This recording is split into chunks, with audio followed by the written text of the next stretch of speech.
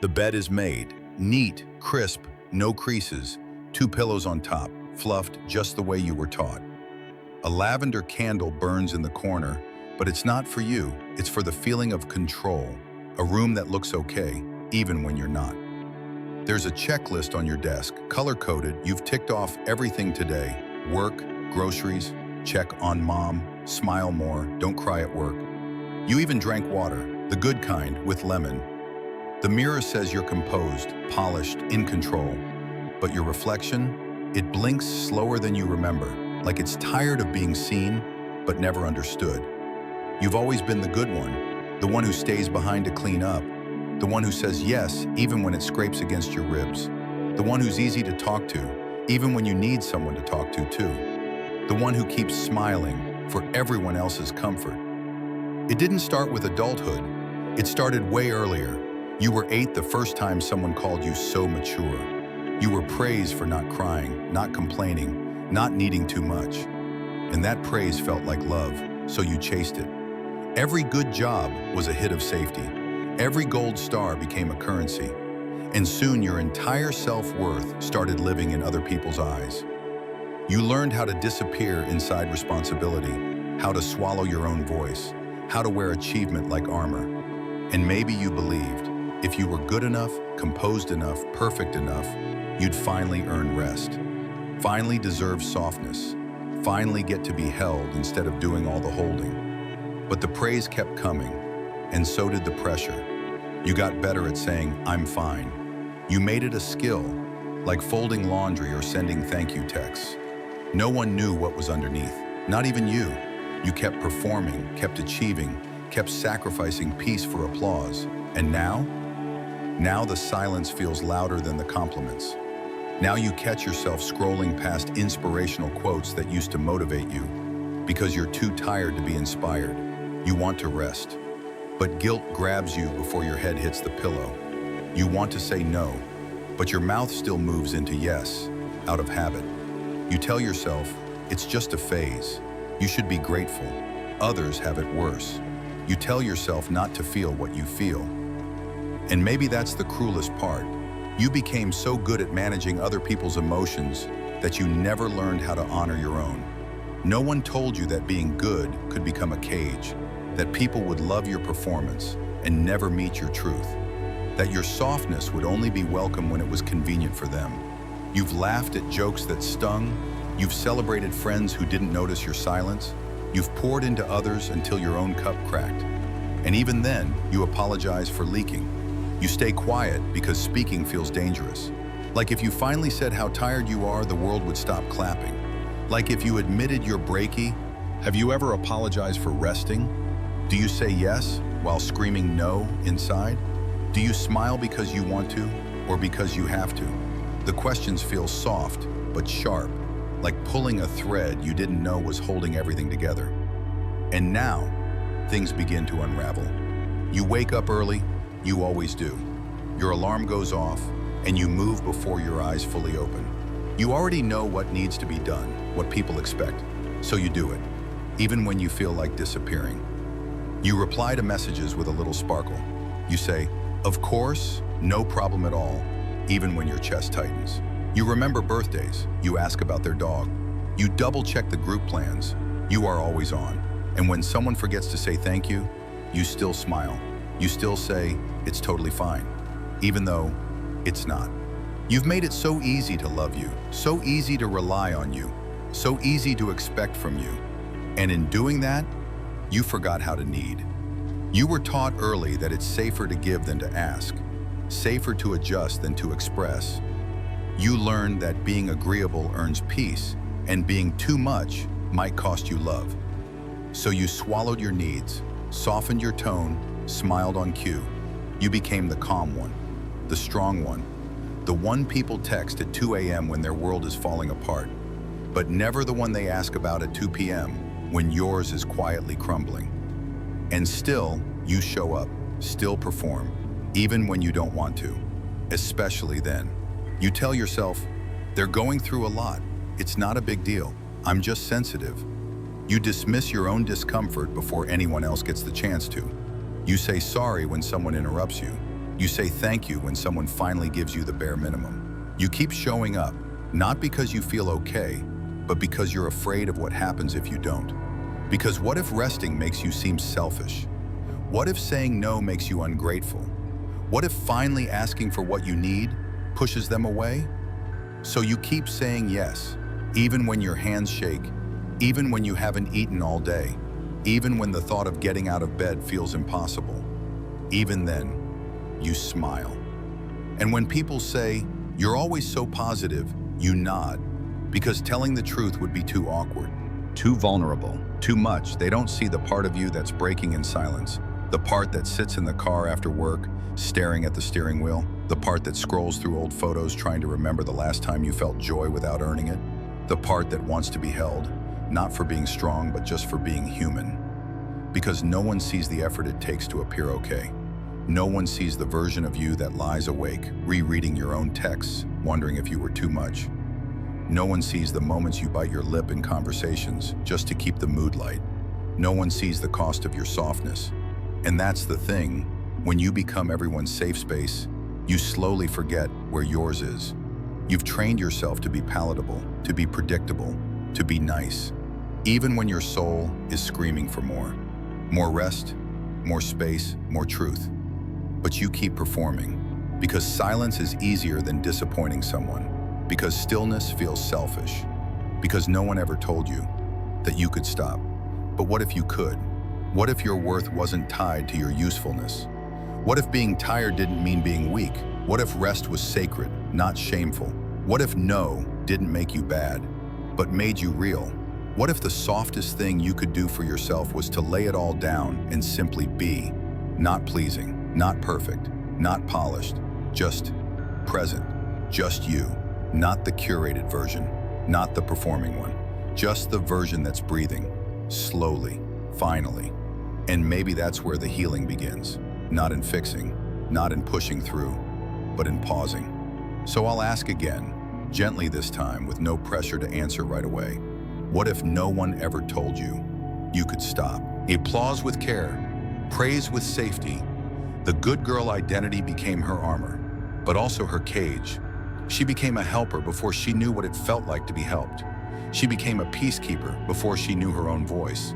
She became selfless in all the ways that eventually made her feel invisible. It's quiet, the way that kind of exhaustion creeps in. Not dramatic, not obvious. Just a little more numb each day, a little more unsure of what you like, because you've only ever focused on what makes others happy. A little more hesitant to ask for what you need, because you've been taught that needing is weakness. A little more resentful, because even though you did everything right, no one seems to notice you're tired. Burnout doesn't always look like collapse.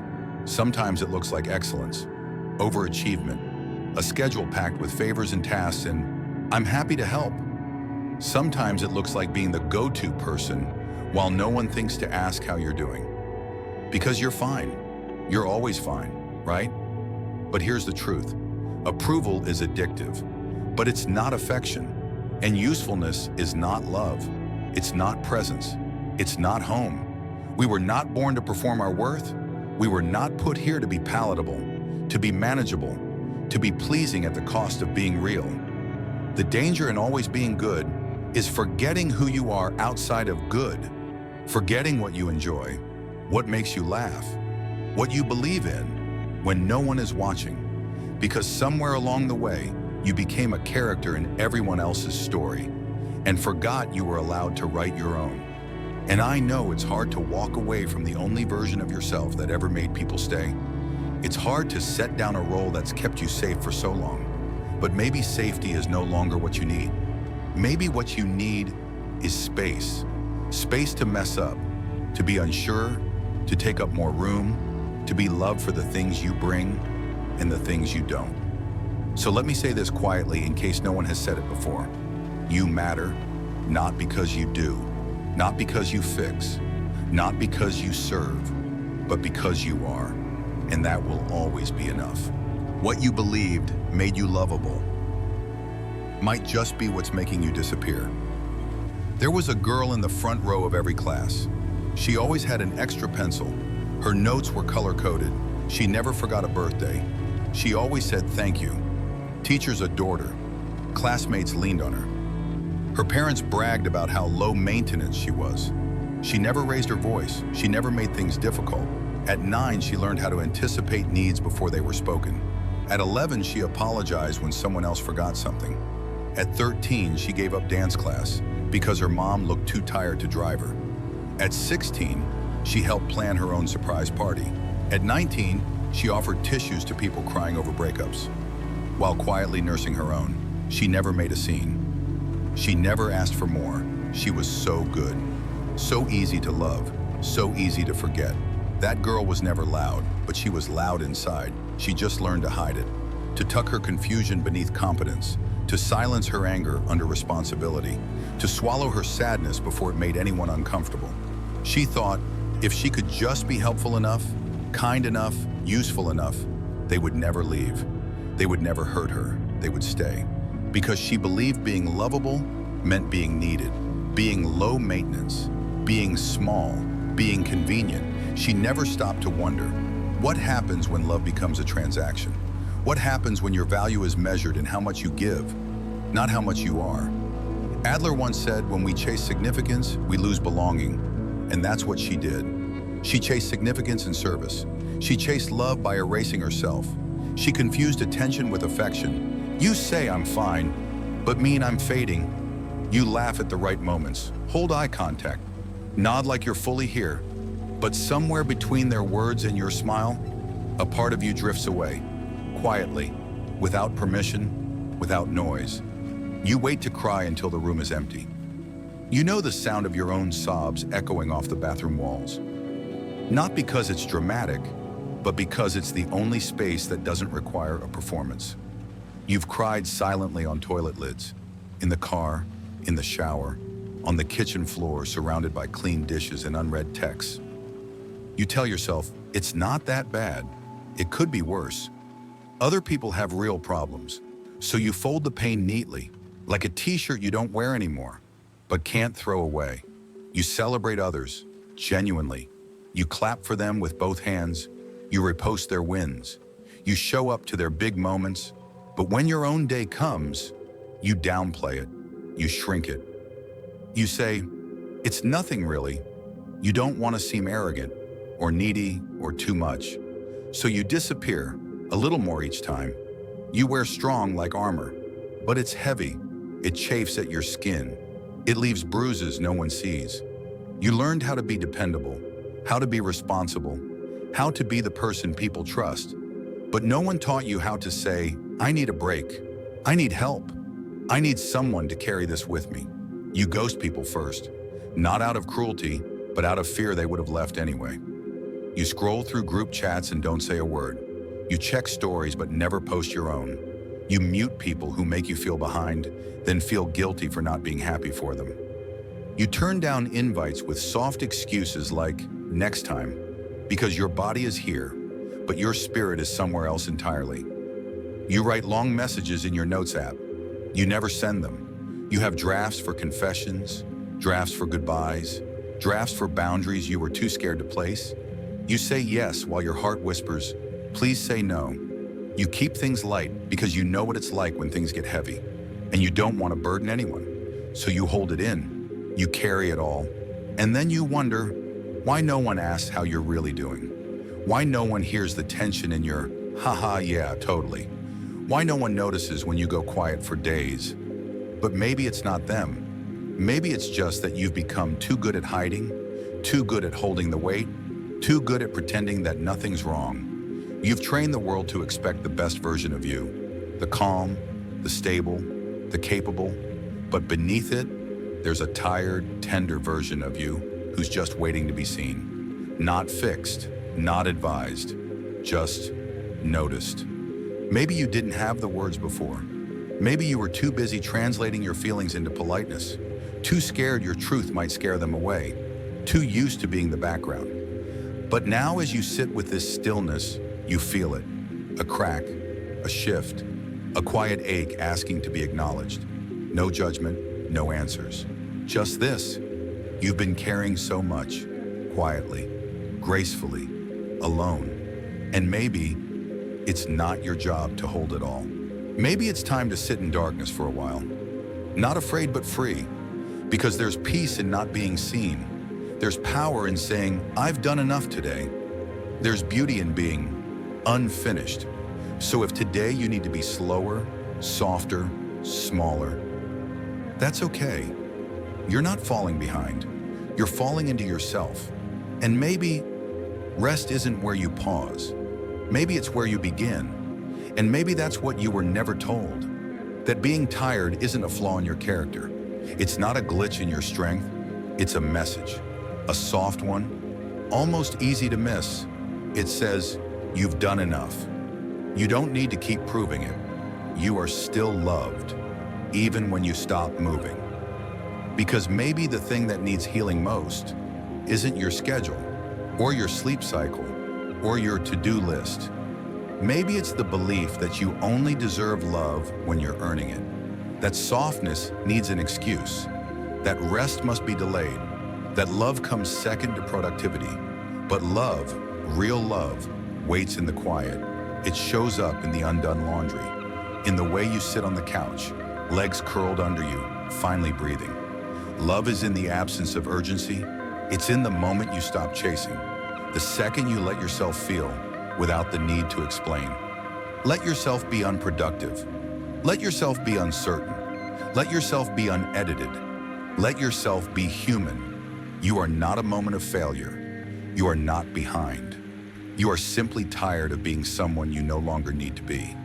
And in this moment, maybe the greatest rebellion is to be still, to no longer light yourself on fire to keep others warm, to hold your own hands, to sit with your own silence, to meet yourself where you've been waiting. No fixing, no rising, no doing, just being. So if you're here now, if your chest is a little heavy and your voice a little shaky, stay, just for this breath. This isn't the end of your performance. This is the beginning of your presence, and you don't need a reason to be at peace. Maybe exhaustion isn't your failure. Maybe it's your body asking for a new life. You were never lazy. You were lit, like a candle, like a warm, glowing thing that kept everyone close, lit up their paths, made their rooms feel safe, filled their shadows with just enough light to move forward. You didn't notice how much you were burning, because people kept thanking you for the glow, for how steady you were, for how you never flickered. You stayed lit, even when the wax melted uneven. Even when your own flame bent toward emptiness. No one asked how long you'd been holding the fire. They just stayed near it, grateful, comfortable, unaware. You used to think exhaustion was a weakness, proof that you were failing, that you couldn't keep up, that you needed to push harder, be stronger, hold more. But what if that tiredness wasn't defeat? What if it was your body whispering, please stop, please come home to yourself. Please let me breathe again. You never learned that slowing down was sacred, that stillness could be powerful, that choosing peace didn't mean you gave up. It meant you finally stopped running from your own truth. You grew up mistaking burnout for success, thinking the one who's busiest wins, thinking the one who never breaks is the strongest, thinking that love would stay if you never said no, never made waves, never asked to rest. But what if being less productive, less available, less perfect, actually made you more human, more honest, more you? What if softness was strength too? You were taught to be useful, to fix, to help, to carry, but no one told you how to lay it all down, how to rest without guilt, how to say, I need time, and not apologize after. You still flinch when you put the phone on Do Not Disturb. Still glance at unread messages with a stomach twist. Still feel the impulse to explain your absence. Because your worth was built on your presence, your answers, your help. But healing starts when you begin to unbuild that identity. When you look at the part of you that was always performing and whisper, you don't have to do this anymore. Not everything needs your energy. Not every silence is your responsibility to fill. Not every discomfort is yours to fix. Some things, some people can exist without your constant holding. And you're allowed to exist too, even if you're quiet, even if you pause, even if you say, I'm not available right now. You can rest, not as a reward, not as a treat, not as a weekend plan, but as a rhythm, a new way of being. You can walk slower. You can drink your coffee without checking notifications. You can say no. You can let others disappoint you and survive it. You can sleep. You can leave the dishes undone. You can cry without an explanation. You can choose you. Not because you're selfish, but because you're finally listening to the part of you that's been ignored for too long. That tired, trembling part. The one holding the match and whispering, I'm not just a flame for others. I'm a fire for myself too. You've been the candle. Now maybe it's time to be the hand that protects the wick. And if you've forgotten that, I get it. I did too. I used to think I had to be excellent to deserve love, that I had to earn my place in every room, that I had to be easy to love or else they'd leave. But the truth is quieter, more honest, more fragile. The truth is, you're already enough without the checklist, without the applause, without the constant proving. If you're tired of being the good girl, that's not weakness. That's awakening. That's truth. You're not selfish for wanting rest. You're not dramatic for needing space. You're not lazy for letting yourself be. You're allowed to leave the room before you're empty. You're allowed to cancel plans. You're allowed to say, I don't feel like smiling today. You're allowed to take up space and not explain it. This isn't your ending. This is your beginning. The part where you stop holding your breath. The part where you stop saying yes because you're afraid of what a no might cost. The part where you sit in silence and finally hear your own voice. Raw, honest, quiet. You don't need to rush now. You've been rushing for years. You've been everything for everyone. Maybe now is the time to just be for you. Not better, not fixed, not perfect. Just here, with your soft heart, your gentle breath, your unfinished edges. Let this be the moment you choose softness, not as surrender, but as power.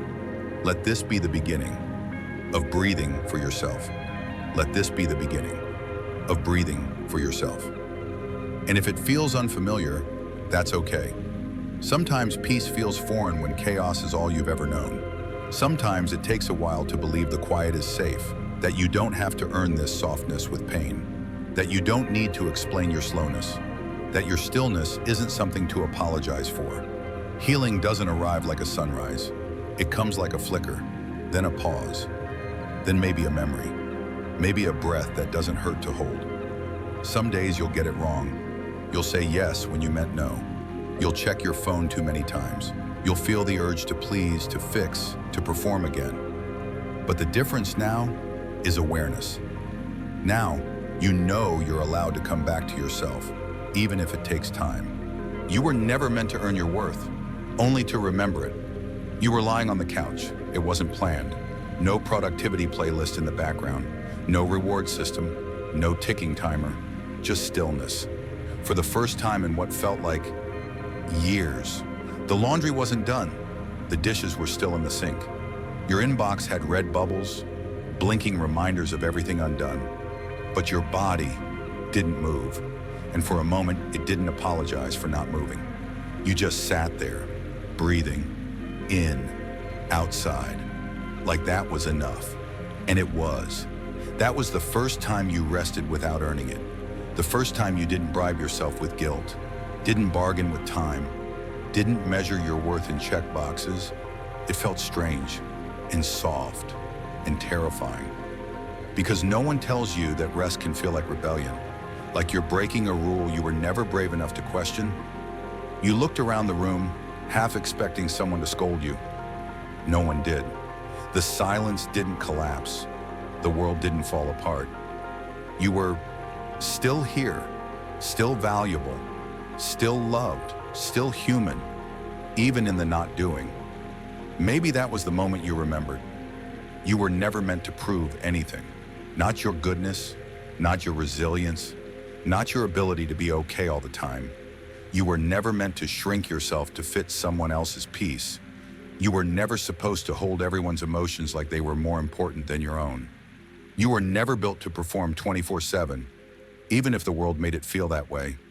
You were built to feel, to break sometimes, to be held, to hold back, to fall apart and come back softer. You were built to be soft, to be seen, to be safe in your own skin.